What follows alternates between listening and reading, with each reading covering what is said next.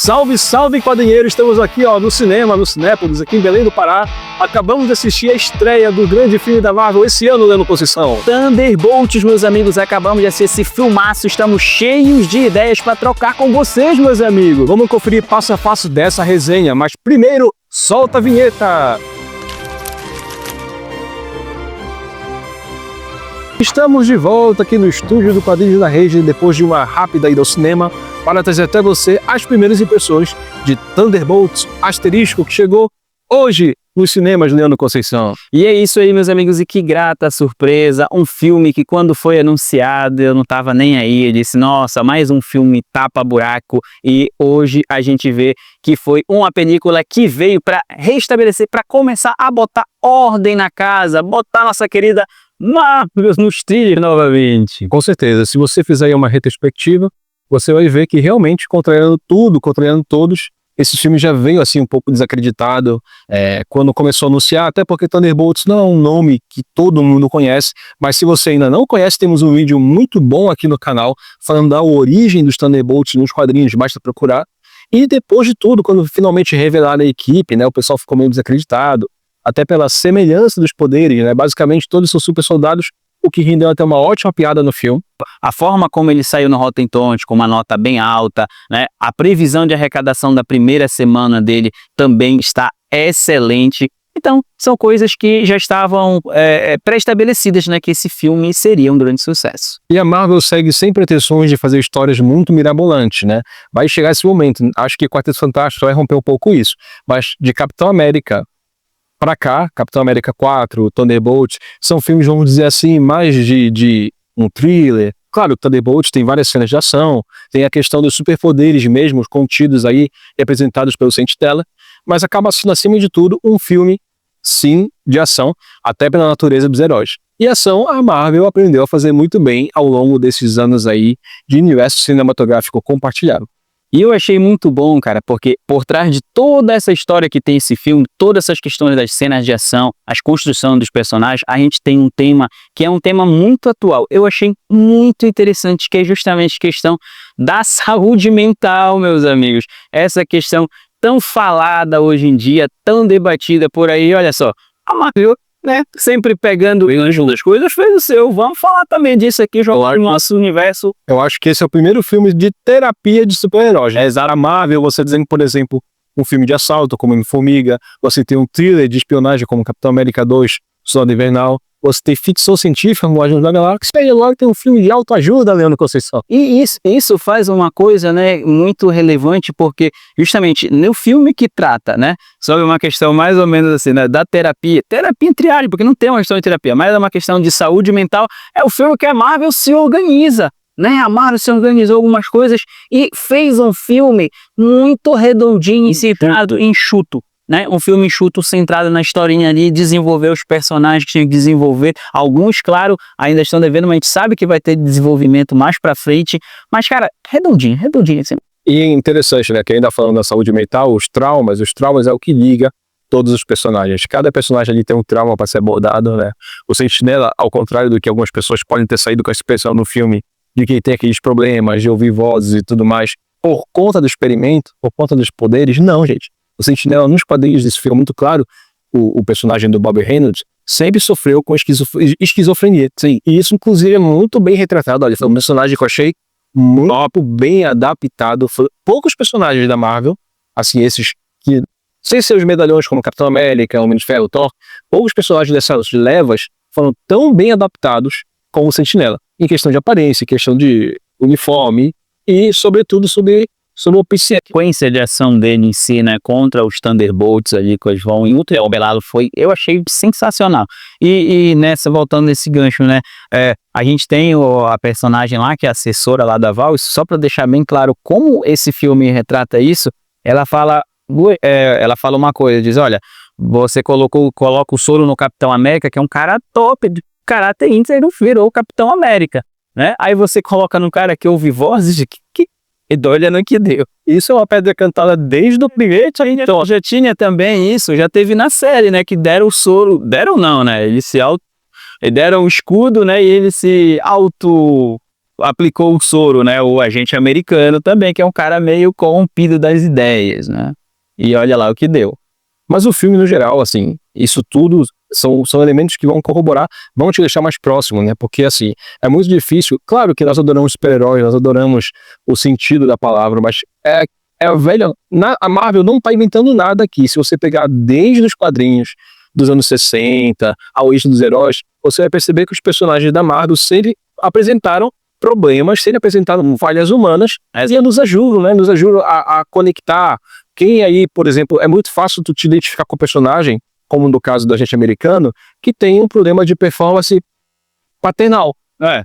O filho louco, não sabe como lidar com isso. Cara, ver um super-herói tendo esses dilemas é algo que a gente não vê muitos filmes por aí. Abandono parental, no caso da Helena Belova, em relação ao Nosso Guardião Vermelho. Então, assim, são questão de aceitamento. Ser aceito, a necessidade de ser aceita, tudo isso a Marvel trouxe à tona aí. De forma muito legal, de uma forma assim, isso que a gente tá falando não é uma coisa assim que ele tá explícito jogando isso na tua cara, não, mas você vê, né, nas entrelinhas, é justamente o fio condutor desse filme é justamente a Helena, né, cara? Teve recentemente a sua irmã falecida, né? Então, só para resumir todo esse balaio, a gente tá falando no filme de uma equipe que é o membro mais funcional e que é mais bem resolvido, é o Buck. Só você ter uma ideia, é usar trauma com o Buck, quando você vê num filme que o Buck é a fada sensata, você já sabe o quão disfuncional, né?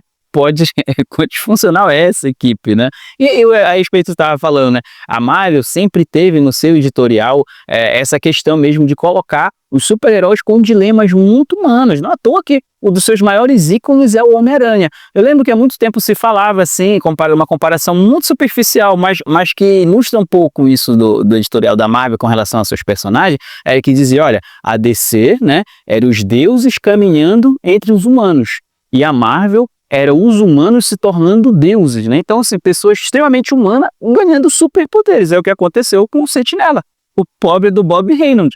O cara totalmente, né? Literalmente com a mente fragmentada, né, em duas partes, e se torna praticamente um deus. Agora, deixando os personagens de lado e falando um pouco mais do filme como uma obra em si, eu achei um filme, assim, não tô falando de atuação, não tô falando de roteiro, eu creio que a dinâmica do filme, né, a forma como o filme corre, pareceu um pouco arrastado, na minha opinião, tudo mais, né? Acho que 10 minutinhos a menos de projeção resolveria esse problema. Agora, um ponto muito bom, muito alto desse filme é que todo momento ele procura estar separado dos fortes e evocar o primeiro Vingadores. Não só em relação, não vou falar do óbvio, tem a Torre dos Vingadores, em Nova York. Não, mas você vê que os momentos, tem toda a questão da política, tem toda a questão do comitê, tu lembra do Nick Fury falando com o comitê da SHIELD sobre a ameaça super-humana, tem aquela base da Val, na Valentina de Allegra de Fontaine, que é num deserto, lembra muito aquela base da SHIELD, que começa o filme dos Vingadores, que do mesmo modo tem uma fuga num carro militar, a fuga dessa base está se destruindo. São vários momentos, a trilha sonora lembra muito, são vários momentos que evoca o primeiro filme dos Vingadores, e a Marvel fez isso muito de propósito, já que esse filme, acima de tudo, é um filme de legado, porque a partir de agora, nós vamos ter spoilers, é nesse filme que começam a ser respondidas as perguntas: onde estão os Vingadores? Gente, os Vingadores estão aqui nesse filme. Esse filme é apresentado no final, quando troca o título, semelhante como aconteceu no Disney Plus, com a série do Falcão e Soldado Invernal, que agora virou Capitão América e Soldado Invernal. Esse filme Thunderbolts ** vira Novos Vingadores. O asterisco era justamente isso. Novos Vingadores, que era uma teoria e estava correndo aí na internet há muito tempo. E certamente, e tipo assim, voltando a essa questão, né, da torre, dessas questões, a Marvel, claro, para, né, introduzir essa questão dos Novos Vingadores, usou e abusou desses tropos, né, justamente para criar, para fazer esse link, mas, entretanto, contudo, porém, a gente tem também pegando o tropos da galera que é mais fã de quadrinhos e sabe quando surgiram os Vingadores Sombrios. A cena da apresentação dessa equipe ao público é uma cena praticamente que saiu dos quadrinhos, mudando os personagens. E o cenário, né? É uma coisa... Nos quadrinhos tem os pés da torre também, né? Tem uma situação também de catástrofe e tal, né? Não tem aquela questão oportuna e tal, mas aquela questão do golpe midiático, entendeu? De mostrar uma coisa para mídia, sendo que por trás é outra situação. Essa ideia é uma ideia extremamente saiu lá dos Vingadores Sombrios. E tu vê que esses personagens têm essa necessidade de quererem ser aceitos, quererem ser amados pelo público, que eles estão muito chateados com a Val, pela forma como ela manipulou isso o filme todo, querendo inclusive se livrar deles. Pelo que entendi do filme, ela compra a torre para justamente ter os seus recrutas, ela chama nas séries de Gavião Arqueiro, nas séries do próprio agente americano, do Falcão, nos filmes e nas séries ela vai recrutando a galera, mas parece que ela desiste, né?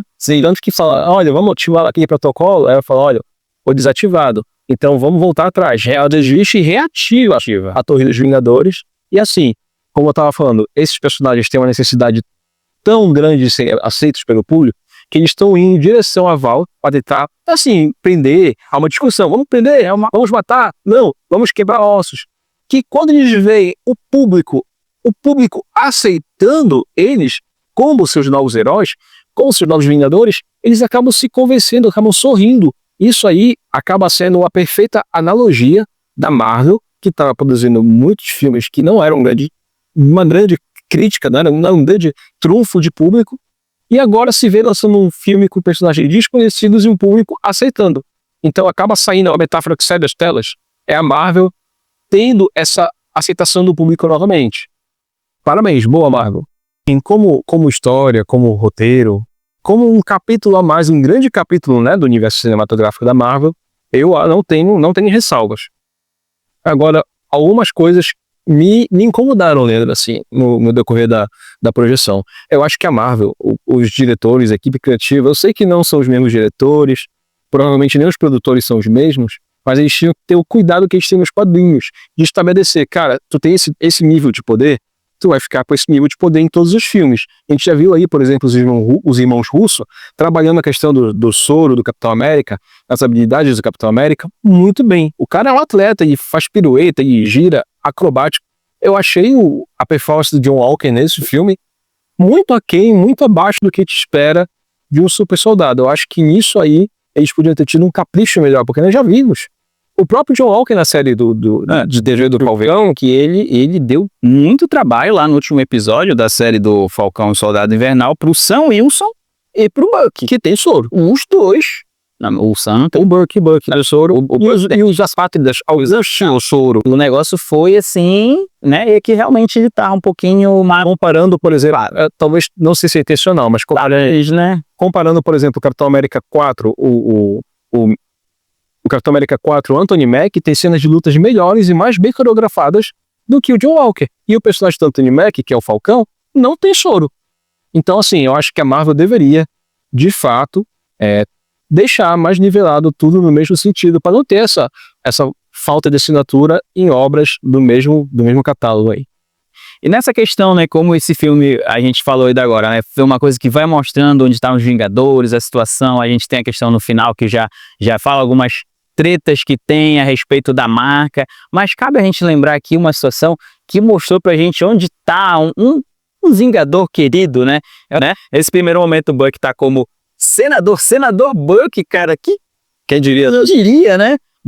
Né? Senador Burns lá, e ligado nas paradas, o Buck tá investigando, né, as situações. Achei bem legal, bem interessante. É uma coisa realmente inimaginável pra mim ver o Buck no ramo da política, né, cara? A galera ficou surpresa. E aquele senador que é amigo dele fazendo as piadas, né, dizendo, a gente tá nesse ponto cego e tal. Que isso, cara? Calma, né? Tá de boa, não precisa... se esconder, né? Eu achei muito, muito interessante, cara, a participação do... E tipo assim, uma das melhores sequências de ação é a participação dele, tá? Perseguição lá, tem, né, uma referência lá, o nosso querido Arnold Schwarzenegger, lá, o Exterminador do Futuro, Buck Badass chegando lá mostrando o seu, né, ainda sou o cara, né? Ainda sou o cara. E também, assim, a interação, como você falou, a Helena Belova tem muitas cenas, o Buck também, acho que são os dois que mais tem cenas juntos, mesmo tempo de tela, mas é bacana, né, como os próprios personagens da Marvel referenciam eles mesmos como se fosse a gente, tipo, quando aparece aquele é o Bucky, é do cara legal, é uma situação, todos nós estávamos pensando a mesma coisa no sistema.